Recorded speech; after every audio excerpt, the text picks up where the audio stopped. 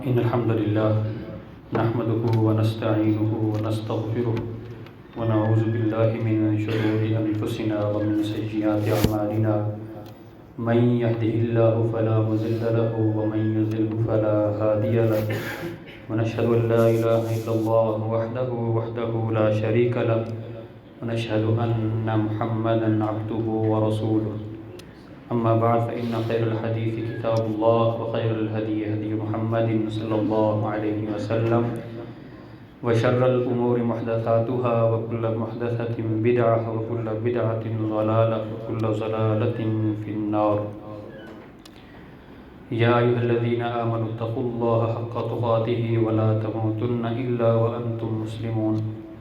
يا أيها الناس اتقوا ربكم الذي خلقكم من نفس واحدة وخلق منها زوجها وبث منهما رجالا كثيرا ونساء واتقوا الله الذي تساءلون به والأرحام إن الله كان عليكم رقيبا. يا أيها الذين آمنوا اتقوا الله وقولوا قولا سديدا يصلح لكم أعمالكم ويغفر لكم ذنوبكم ومن يطع الله ورسوله فقد فاز فوزا عظيما.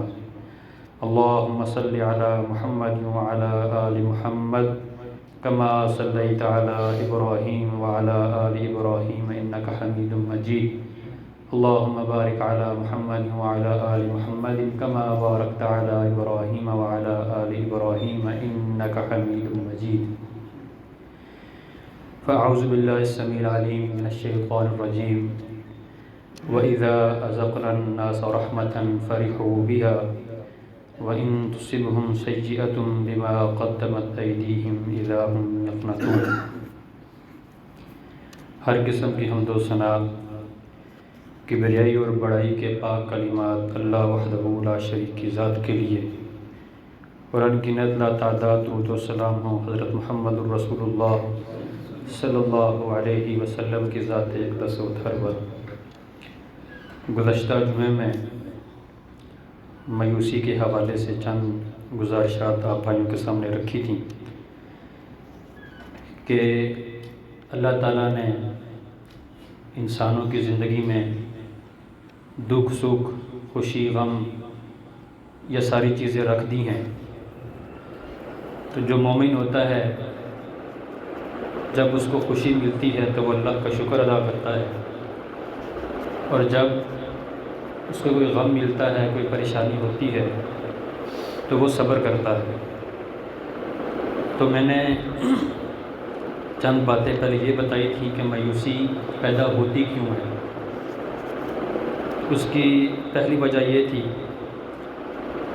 کہ مایوسی اس لیے پیدا ہوتی ہے کہ انسان اللہ تعالیٰ کی جو رحمت کی وسعت ہے اس سے لا علم ہوتا ہے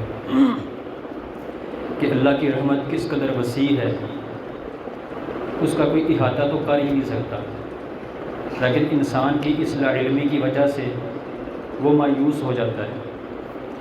دوسری وجہ یہ تھی کہ انسان اس لیے مایوس ہوتا ہے، اس لیے مایوسی پیدا ہوتی ہے اس میں کہ وہ اللہ سے ڈرنے کے حوالے سے افراد و تفرید کا شکار ہوتا ہے.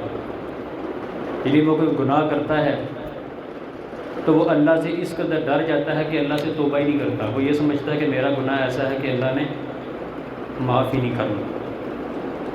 تیسرا مایوسی پیدا ہونے کا جو سبب ہے وہ ہے کہ قنوطی جو افراد ہیں ان کی صحبت، یعنی ایسے لوگ آپ کے ارد گرد ہوں کہ جو ذرا سی پریشانی پر بہت ہی زیادہ مایوس ہو جاتے ہیں،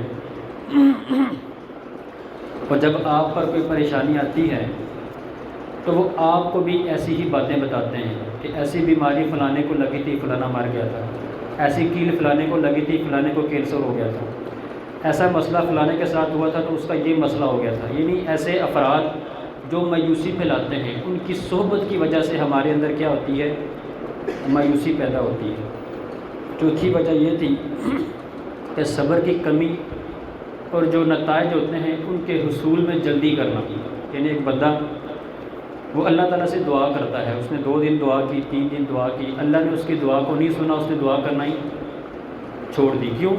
کیونکہ وہ چاہتا تھا کہ اللہ بس 3 دن کے اندر اندر ہی میری دعا کیا کرے، قبول کر دیں، ورنہ میں نے دعا کرنی نہیں ہے۔ تو جو بندہ نتائج کو جلدی حاصل کرنا چاہتا ہے وہ کہتا ہے کہ اللہ فوری ہی میری پریشانی دور کرے، تو اس سے پھر کیا ہوتا ہے، جب اس کی فوری پریشانی دور نہیں ہوتی، وہ مسئلہ حل نہیں ہوتا، تو وہ پھر کیا ہوتا ہے، مایوسی کا شکار ہو جاتا ہے، کیونکہ اس میں صبر کی کمی ہوتی ہے۔ اور جو 5ویں چیز تھی وہ یہ تھی کہ دنیا سے حد سے زیادہ وابستگی، کہ ایک انسان، اس کے دل میں دنیا کی محبت تو ہے لیکن وہ حد سے زیادہ ہے۔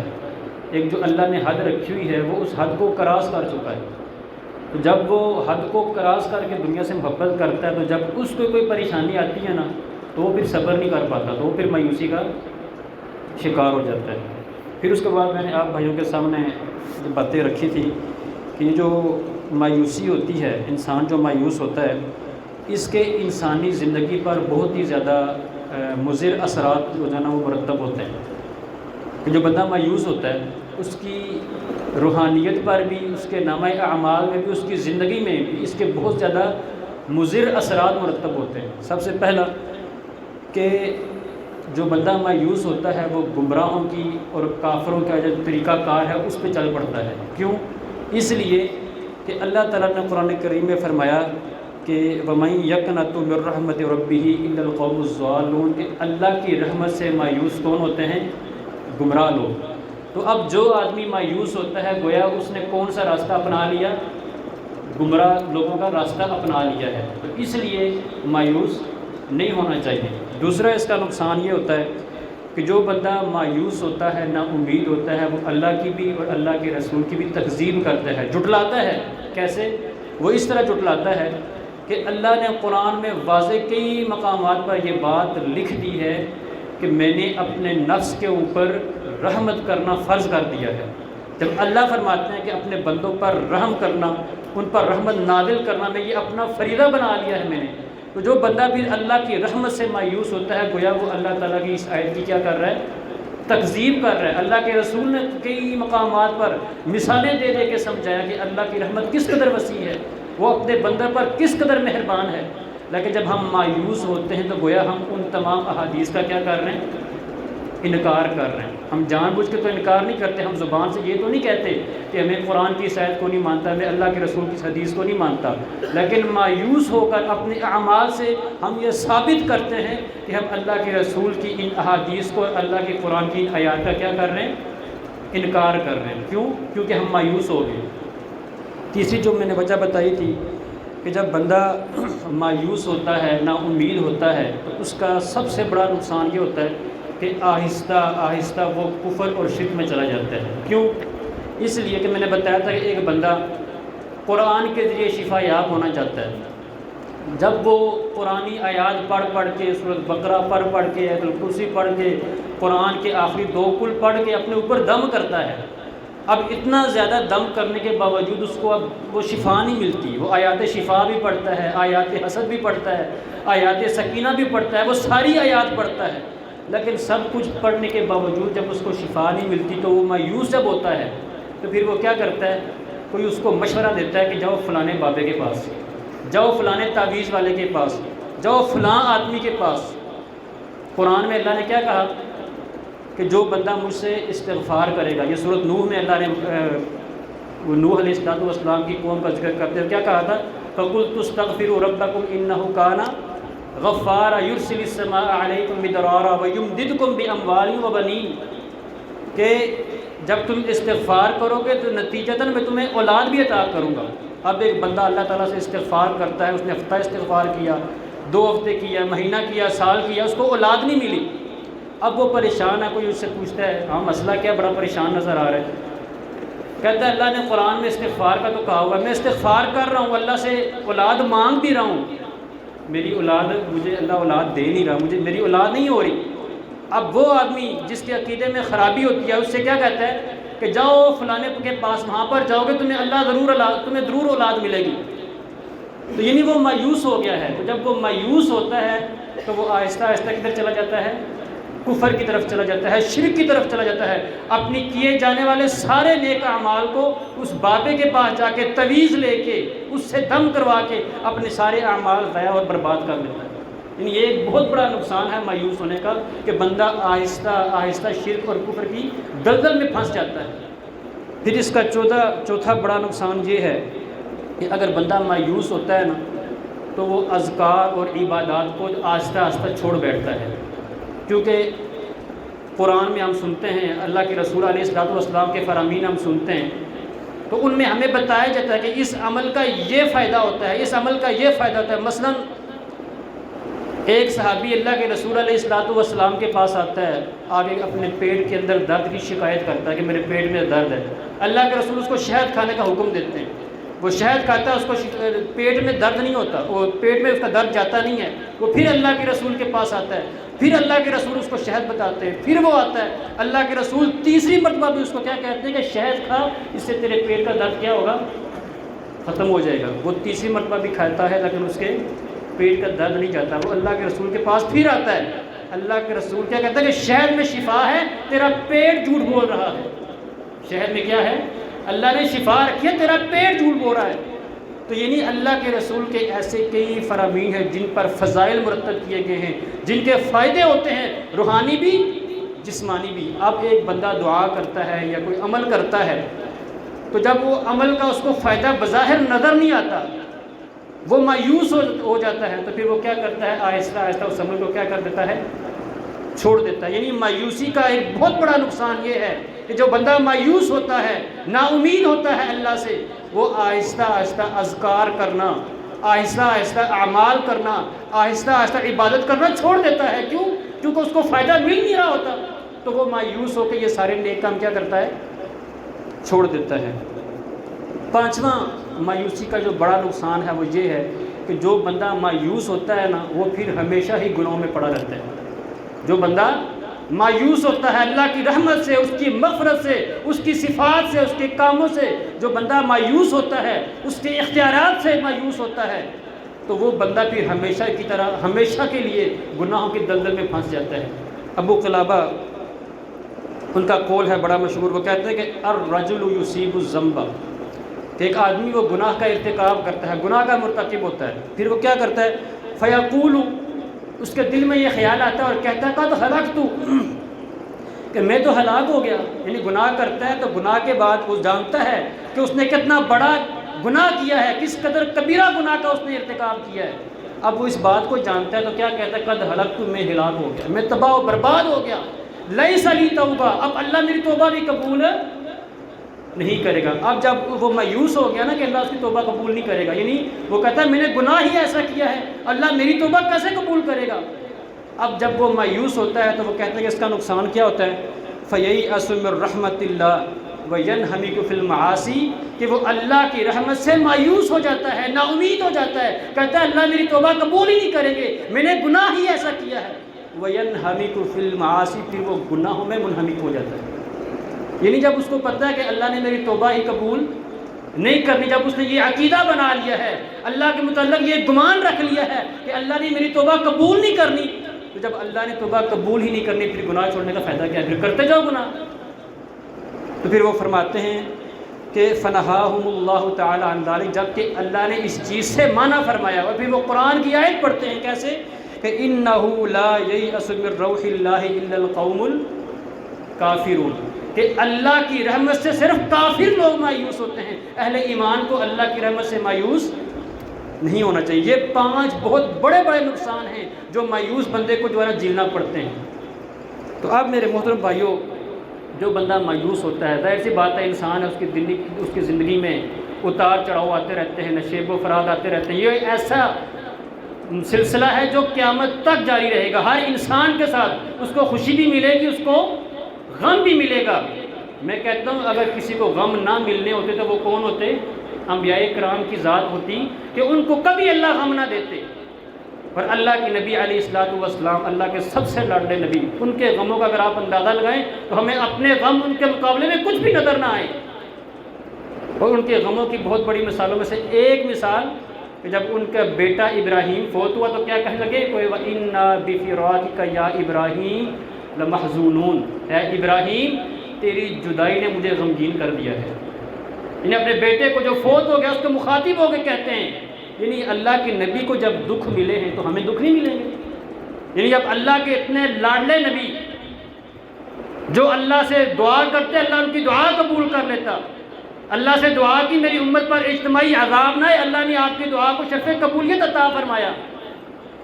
لیکن غم، پریشانی، تکلیف، تنگی ان کو بھی آئی.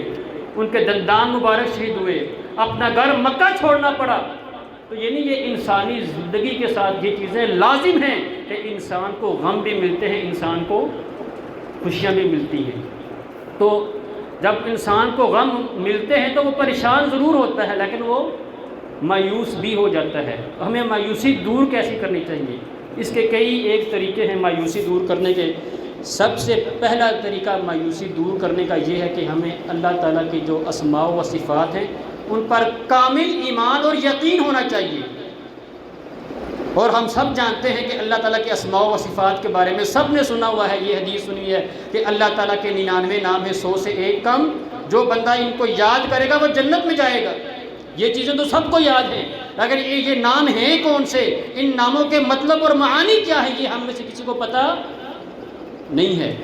اللہ تعالیٰ کے 99 نام تو یاد ہی نہیں ہے. خیر کسی حدیث میں آئے نہیں ہوئے 99 نام کون سے ہیں، لیکن جو نام جن کا باقاعدہ قرآن اور حدیث میں موجود ہیں ان ناموں کے معانی اور مطالب بھی ہمیں پتہ نہیں ہے. تو مایوسی دور کرنے کا سب سے پہلا طریقہ یہ ہے کہ جو ہمیں اللہ تعالیٰ کے اسماء ہیں، جو اللہ تعالیٰ کی صفات ہیں، ان پر ہمارا کامل ایمان ہونا چاہیے. ان کے جو مطالب ہیں، جو ان کا مفہوم ہے، جو ان کا معنی ہے، وہ ہمیں پتہ ہونا چاہیے. جب اللہ تعالیٰ کے اسماء و صفات کے معانی کا ہمیں پتہ ہوگا تو پھر ہم مایوس نہیں ہوں گے. مثلا اس کی مثال دے کے سمجھاتا ہوں. مثلا ایک بندہ کسی پریشانی کا شکار ہے.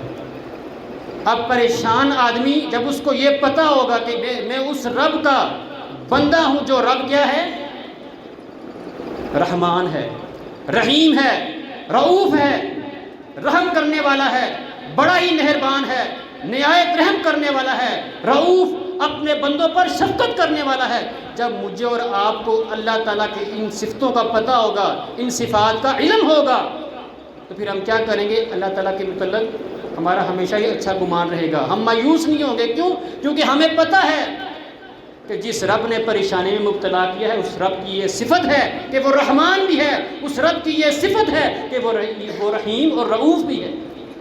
اسی طرح کوئی بندہ اگر وہ کوئی گناہ کرتا ہے، کسی بہت بڑے کبیرہ گناہ کا ارتکاب کر لیتا ہے، تو وہ اللہ تعالیٰ کی صفت غفور، صفت غفار، جب اس کا معنی اس کو پتہ ہوگا اور جب اس کو یہ پتہ ہوگا کہ اللہ کی ایک صفت تواب بھی ہے کہ وہ اپنے بندوں کی توبہ قبول کرنے والا ہے، یہ اللہ کی صفت ہے. جب اس صفت کا پتہ ہوگا، اس کے معانی اور مطالب کا پتہ ہوگا، تو پھر وہ گناہ کرنے کے بعد مایوس نہیں ہوگا.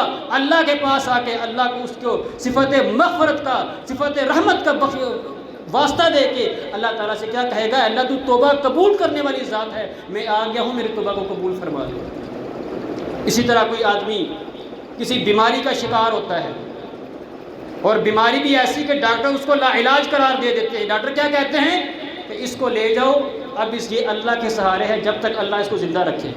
حالانکہ جو صحیح ہیں ان کو بھی جب تک اللہ زندہ رکھے وہ زندہ رہ سکتے ہیں، وہ اس سے زیادہ زندہ نہیں رہ سکتے.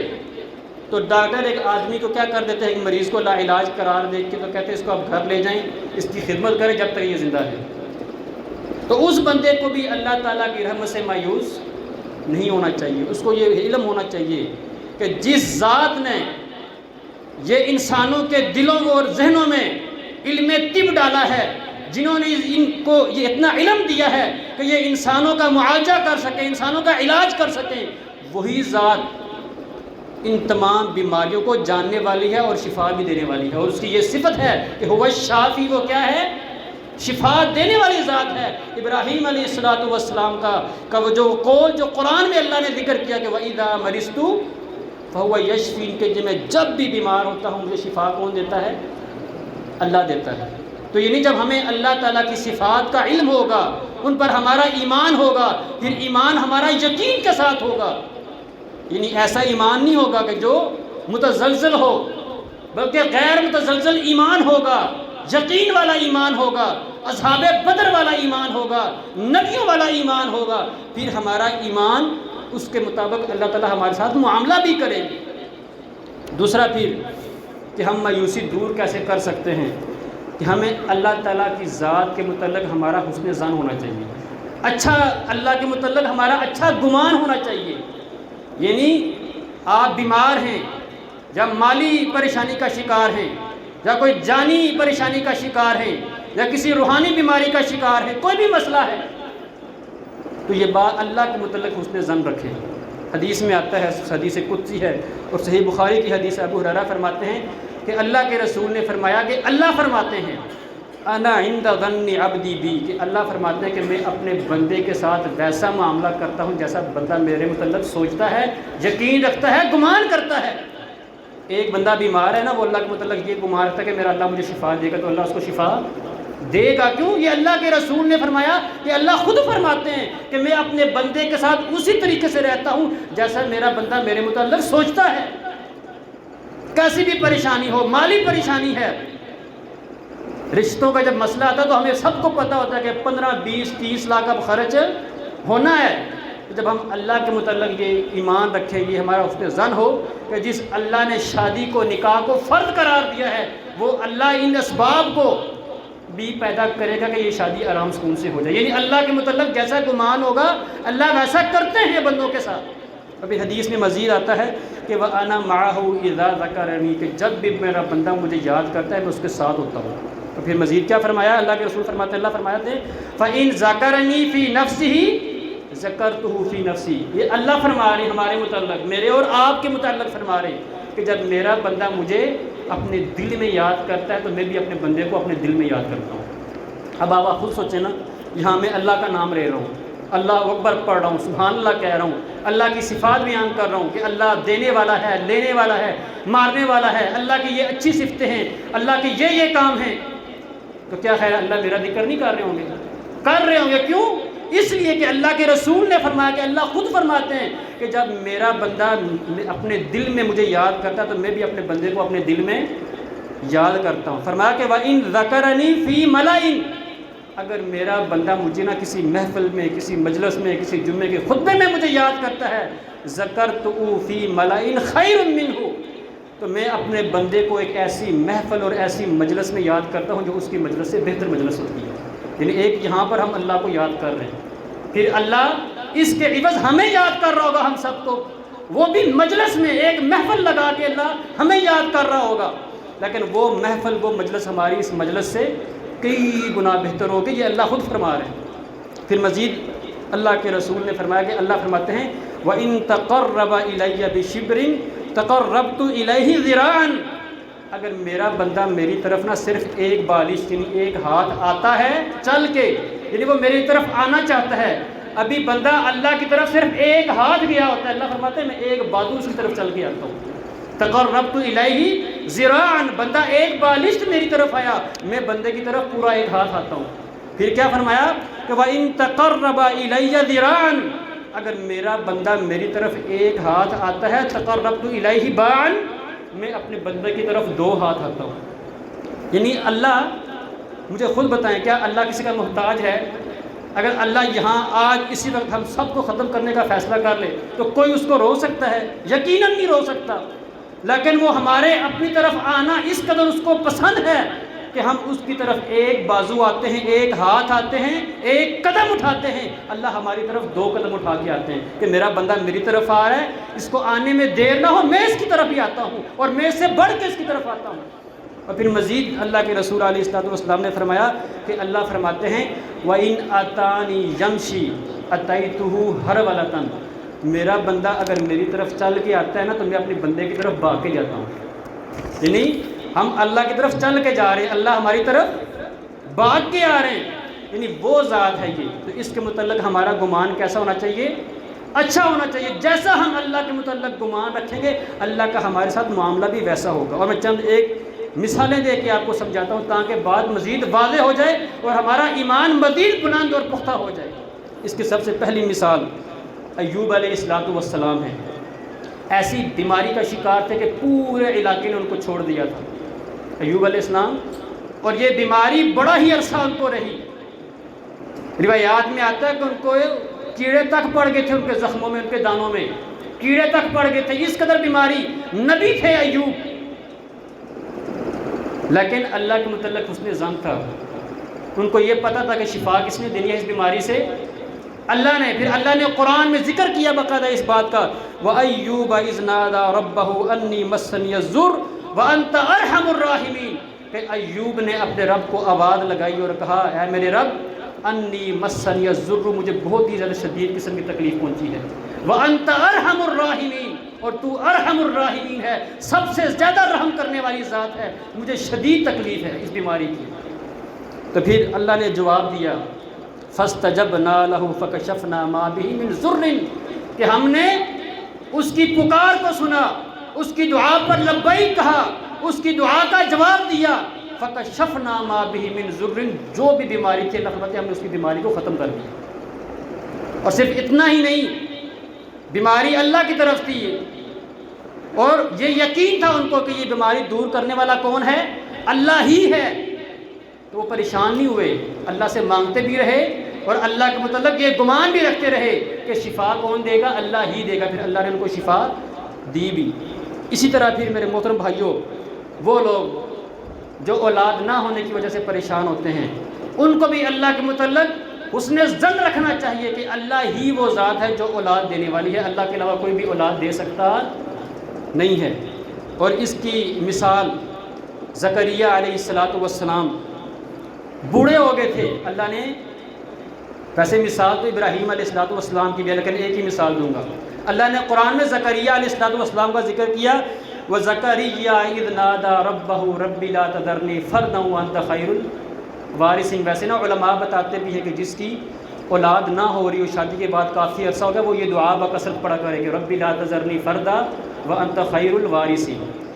تو انہوں نے، اللہ نے ان کو اولاد نہیں دی، تو اللہ نے قرآن میں فرمایا کہ زکریا نے نا اپنے رب کو پکارا اور کہا، رَبِّ لَا تَذَرْنِي فَرْدًا، اے میرے رب مجھے اکیلا نہ چھوڑ، وَأَنْتَ خَيْرُ الْوَارِثِينَ، تو سب سے بہترین وارث ہے، مجھے اکیلا نہ چھوڑ۔ پھر اللہ نے کہا کہ فَاسْتَجَبْنَا لَهُ وَوَهَبْنَا لَهُ يَحْيَىٰ وَأَصْلَحْنَا لَهُ زَوْجَهُ، کہ ہم نے اس کی دعا کو قبول کر لیا، وَوَهَبْنَا لَهُ يَحْيَىٰ، اور ہم نے اس کو یحییٰ عطا کر دیا، وَأَصْلَحْنَا لَهُ زَوْجَهُ، اور ہم نے اس کی بیوی کو بھی صحیح کر دیا۔ یعنی بڑھاپے کی وجہ سے جو اولاد پیدا کرنے والے جو انسان کے اندر سسٹم ہوتا ہے وہ ختم ہو جاتا ہے۔ تو کیا فرماتے ہیں اللہ، فَأَصْلَحْنَا لَهُ زَوْجَهُ، کہ ہم نے اس کی بیوی کو بھی صحیح کر دیا تاکہ وہ اولاد پیدا کرنے کے قابل ہو جائے۔ دعا کی اللہ سے، تو اس لیے یہ بات ذہن میں رکھیں، اللہ کے متعلق ہمارا یہ گمان ہوگا کہ اللہ مجھے دے گا اولاد، 20 سال ہو گئے، 30 سال ہو گئے، اللہ کے متعلق گمان رکھیں کہ اللہ ہی اولاد دے گا، اور اللہ بھی دیتا بھی ہے، اور پھر اللہ اولاد بھی کیسی دیتا ہے؟ یحییٰ علیہ السلام جیسی۔ اسی طرح پھر میرے محترم بھائیوں، موسیٰ اور فرعون کا واقعہ ہمارے سامنے ہے، پورا واقعہ، وہ بیان کرنے ظاہر سے بات ہے موضوع نہیں ہے وہ۔ تو جب موسیٰ علیہ السلام بنی اسرائیل کو لے کے راتوں رات کیا ہوا، نکل گئے، جب سمندر پر پہنچے فرعون اور آل فرعون کو پتہ چلا کہ بنی اسرائیل بھاگ گئے، وہ بھی پیچھے پیچھے بھاگنا شروع ہو گئے کہ ہم ان کو پکڑیں گے، وہیں پکڑ کے یا ان کو مار دیں گے یا ان کو غلام بنا لیں گے، اپنا قیدی کر لیں گے۔ تو بنی اسرائیل بھاگتے بھاگتے ایک دریا کے کنارے پہنچ گئے۔ بحر کے لفظ آتے ہیں، کوئی دریا کہتا ہے، کوئی سمندر منع کرتا ہے۔ تو اس وہاں پر پہنچے تو پیچھے سے فرعون کا لشکر بھی پہنچ آیا۔ یہ باقاعدہ قرآن کی آیت ہے کہ فرعون کا لشکر بھی پیچھے سے پہنچ آیا۔ فَلَمَّا تَرَا الْجَمْعَانِ، دونوں جماعتوں نے ایک دوسرے کو دیکھ لیا۔ اب جب بنی اسرائیل نے فرعون اور آل فرعون کو دیکھا تو ڈر گئے اور کیا کہنے لگے؟ موسیٰ سے کہنے لگے، قَالَ أَصْحَابُ مُوسَىٰ إِنَّا لَمُدْرَكُونَ، اے موسیٰ اب تو ہم پکڑے گئے، اب ہم مارے گئے۔ لیکن موسیٰ علیہ السلام نبی تھے، اللہ کے بڑے پیارے نبی، کلیم اللہ، ان کا اللہ کے متعلق گمان بڑا اچھا تھا، اللہ پر یقین ایسا تھا، کہنے لگے قَالَ كَلَّا إِنَّ مَعِيَ رَبِّي سَيَهْدِينِ، لشکر سامنے آ گیا ہے جو مارنے والا ہے، اس کے باوجود کیا کہہ رہے؟ کلا، ہرگز نہیں، ہم پکڑے نہیں گئے، إِنَّ مَعِيَ رَبِّي سَيَهْدِينِ، میرے ساتھ میرا رب ہے، وہ ضرور مجھے راہ دکھائے گا۔ یعنی پریشان نہیں ہوئے۔ بتانے کا مقصد یہ ہے کہ جیسے بھی حالات ہوں اللہ کے متعلق گمان اچھا ہونا چاہیے۔ کیا کہتے ہیں اپنی قوم سے؟ إِنَّ مَعِيَ رَبِّي سَيَهْدِينِ، کہ میرا رب میرے ساتھ ہے، مجھے ضرور راہ دکھائے گا۔ پھر اللہ نے فَأَوْحَيْنَا إِلَىٰ مُوسَىٰ، پھر اللہ نے موسیٰ کی طرف وحی کی، راستہ بتایا کہ کرنا کیا ہے۔ وحی کر کے کہا انضرب بعصاک البحر، اس دریا پر اپنی لاٹھی کو مارو۔ جب انہوں نے ایسا کیا فن فلا کا، وہ دریا پھٹ پڑا، اور اتنا پھٹا کہ قرآن میں اللہ فرماتا ہے کہ فکان کل فرق کالطود العظیم، کہ ایک بڑے ٹیلے جتنا راستہ بن گیا، ایک بڑے ٹیلے جتنا راستہ بن گیا، اور ہر گروہ کا الگ راستہ بنا اتنا بڑا بڑا۔ ہمیں یہ پتہ ہونا چاہیے کہ بنی اسرائیل کے 12 گروہ تھے، تو ہر گروہ کے لیے الگ راستہ بنا، اور ہر راستہ ایک بڑے ٹیلے جتنا تھا۔ اب پھر اللہ نے صرف ایسا نہیں کیا کہ ان کو پار لگا دیا، اللہ نے اب ساتھ میں کیا کرنا تھا، دوسروں کو غرق بھی کرنا تھا، ان کو پار لگانا تھا اور دوسروں کو غرق کرنا تھا۔ اب اللہ قرآن میں فرماتے ہیں وَأَزْلَفْنَا ثَمَّ الْآخَرِينَ، ہم نے دوسروں کو بھی اسی جگہ پہنچا دیا۔ جب قرآن میں اللہ فرما رہے ہیں وَأَزْلَفْنَا ثَمَّ، ہم نے پہنچا دیا اسی جگہ الآخرین، دوسروں کو بھی۔ دوسرے کون تھے؟ فرعون اور آل فرعون، کہ ہم نے ان کو بھی اسی جگہ پہنچا دیا۔ وَأَنْجَيْنَا مُوسَىٰ وَمَن مَّعَهُ أَجْمَعِينَ، اور جو موسیٰ اور موسیٰ کے ساتھ تھے ان کو ہم نے کیا کیا، نجات دے دی۔ ثُمَّ أَغْرَقْنَا الْآخَرِينَ، اور جیسے ہی وہ پار لگے ثُمَّ أَغْرَقْنَا الْآخَرِينَ، دوسروں کو ہم نے غرق کر دیا۔ یعنی بتانے کا مقصد یہ ہے آج جو حالات ہیں، ہر طرف مایوسیاں پھیلی ہوئی ہیں، تو مایوس ہونے سے پہلے یہ بات ذہن میں رکھنی چاہیے کہ جب اللہ کی مدد آتی ہے نا تو پھر وہ حالات نہیں دیکھتی، وہ کسی بھی حالت میں کسی بھی جگہ آ سکتی ہے۔ ہاں شرط یہ ہے کہ ہمارا ایمان بھی ان جیسا ہونا چاہیے، ہم گناہ کرتے رہیں، نیکیاں نہ کریں، مساجد سے دور، اللہ کے ذکر سے دور، قرآن سے دور، کوئی بھی نیکی ہم نہ کریں، اور پھر بھی ہم اللہ سے یہ توقع کریں تو پھر اللہ تعالیٰ رحمت ایسے نہیں نازل کرتا۔ ہمیں اس کے لیے بدر کی فضا پیدا کرنی پڑے گی، تب اللہ تعالیٰ آسمان سے جا کے فرشتے نازل فرمائیں گے۔ اللہ تعالیٰ سے دعا ہے اللہ تعالیٰ ایسے حالات میں بھی اللہ تعالیٰ ہمیں اپنے متعلق اچھا گمان اور اچھا یقین رکھنے کی توفیق عطا فرمائے، اور اللہ تعالیٰ ہماری پریشانیوں کو دور فرمائے، اور اللہ تعالیٰ جتنے بھی مسلمان ہمارے بیمار ہیں اللہ تعالیٰ سب کو شفا عاجلہ کاملہ عطا فرمائے۔ وآخر دعوانا الحمدللہ رب العالمین۔